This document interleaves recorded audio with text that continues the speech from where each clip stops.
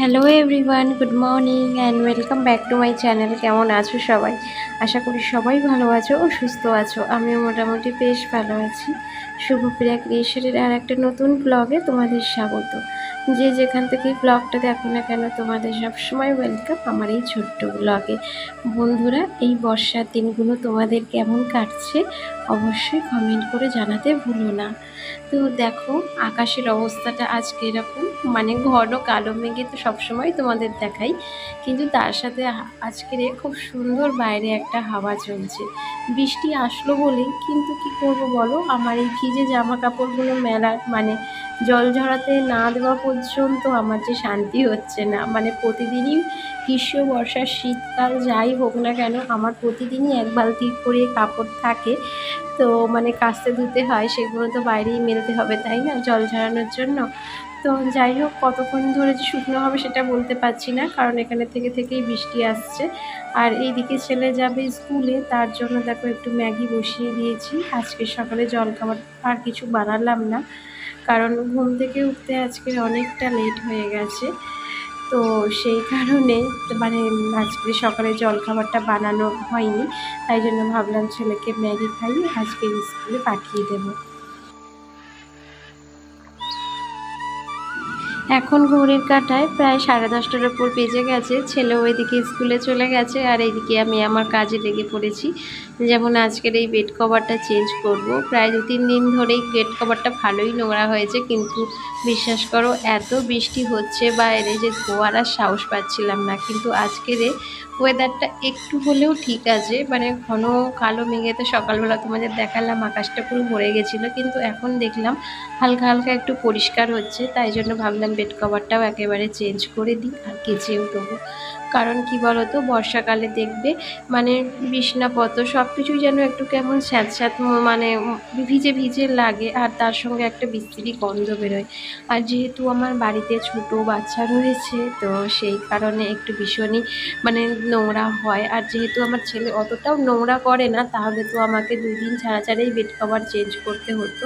কি বলতো, ও এখন অনেকটা বড় হয়ে, মানে অনেকটা বলতে একটু তো বড় হয়েছে, আর বুঝতেও শিখেছে। তাই জন্য এখন না কথা বললে ও কথা শোনে, জানো তো। তাই জন্যই আমার ঘর বাড়িগুলো এত সুন্দরভাবে গুছানো থাকে। আর যদি কথা না শুনতো তাহলে তো সব একদম অগোছালোই হয়ে থাকতো, সারাটা দিন আমার ঘরের পিছনেই টাইম চলে যেত, তাই না বলো। তো যার যার বাড়িতে ছোট ছোট বাচ্চা আছে তারা নিশ্চয়ই জানো যে ঘর বাড়ি যতই মানে পরিপাটি সুন্দর করে মানে গুছিয়ে রাখি না কেন, সেই অগোছালো হয়েই যায়। আর এইদিকে ভাবলাম বেসিনটাকেও এখন পরিষ্কার করে নিই, টুকটুক করে যতটা পারছি তোমাদের সাথে ভিডিও শেয়ার করছি। মাঝে অনেক কাজকর্ম আমার হয়ে গেছে, দুপুরের রান্নাবান্নাও কমপ্লিট মোটামুটি হয়ে গেছে। তারপরে এই বেসিনটাকে ধরেছি পরিষ্কার করব বলে। সব সময় না ভিডিও বানানো মানে ফোন ধরার মুখের অভাব, তো তাই জন্য মানে ভিডিও ঠিকঠাকভাবে বানাতেও পারছি না, আর তোমাদের সঙ্গে শেয়ারও করতে পারছি না।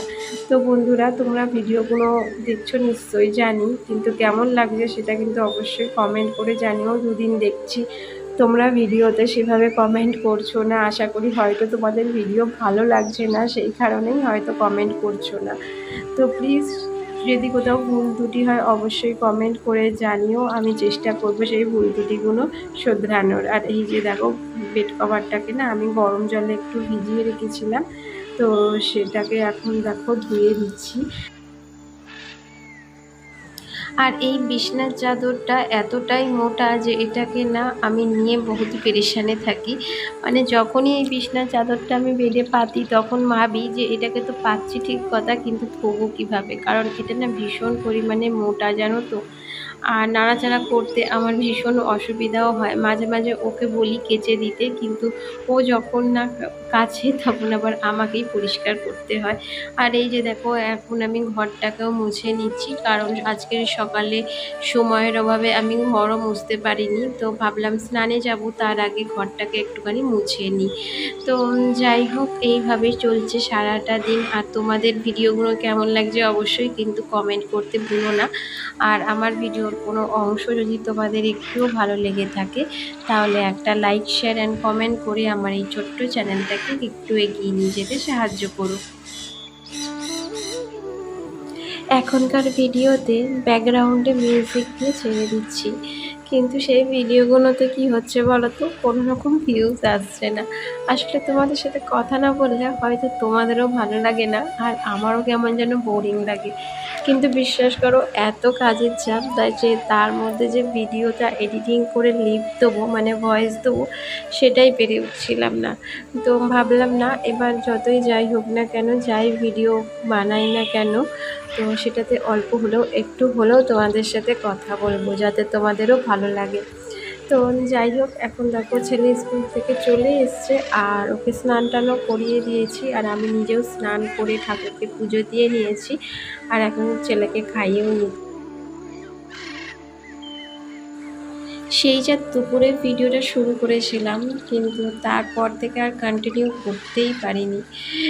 তো যাই হোক, এখন ঘড়ির কাঁটায় বাজে সন্ধ্যে 7:30। তো ভিডিওটা আবার শুরু করলাম, আর বাইরেটায় দেখলে তো ঘুটঘুটে অন্ধকার একেবারে। আর চলে আসলাম রান্নাঘরে, কারণ এখন আবার রান্না করতে হবে আমাকে। এখানে দেখো আমি ডিম সিদ্ধ করে রেখেছি, ওইদিকে কাটাকুটিও করে রেখেছি, আর ওইদিকে আমি ডিমের আলু সিদ্ধ, মানে ডিম আলু দুটোই একসাথে সিদ্ধ করে নিয়েছি।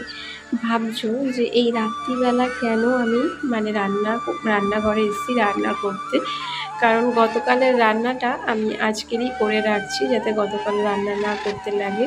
কারণ কালকের একটু বেরোনোর মানে কথা আছে সবাইয়ের সাথে, তো তাই জন্য ভাবলাম যে দুপুরের রান্নাটা আজকেরই করে রাখি, যেহেতু আমি সকাল সকাল বেরোবো। তাই জন্য সকালে উঠে রান্না বান্না করে ঘরের কাজকর্ম, বাসি কাজকর্ম সেরে স্নান করে ঠাকুরকে পুজো দিয়ে বেরোতে বেরোতে অনেক সময় লেগে যাবে, তাই জন্য রান্নাটা আজকে করে রাখলাম। আর ওইখানে তো দেখলে আমি কটা ডিম রান্না করেছি, রান্না তো হয়ে গেছে, তোমাদের আর দেখাতেই ভুলে গেছি। আর এখানে আমি একটু মুরগির মাংস কষাচ্ছি। তো মাংসটা না মানে সকালবেলায় এনে রাখা ছিল, কিন্তু সকালে আর বানাইনি, যেহেতু সকালে একটু মাছ ছিল, তাই জন্য এখন সন্ধ্যেবেলায় এসে রান্না করছি। তো এখন ঘড়ির কাঁটায় তো বললামই সন্ধ্যে 7:30-র ওপর বেজে গেছে, আর ওইদিকে আমি ছেলেকেও পড়তে বসিয়ে দিচ্ছি। আর দেখছো ওইদিকে তোমাদের সাথে কথা বলতে বলতে আমার মাংসের কড়াটাও উল্টে যাচ্ছে। আর এইদিকে একটু গ্যাসে দেখো গরম জল বসিয়েছি মাংসটায় দেবো বলে। তো বন্ধুরা, আজকের ভিডিওটা এখানেই শেষ করলাম।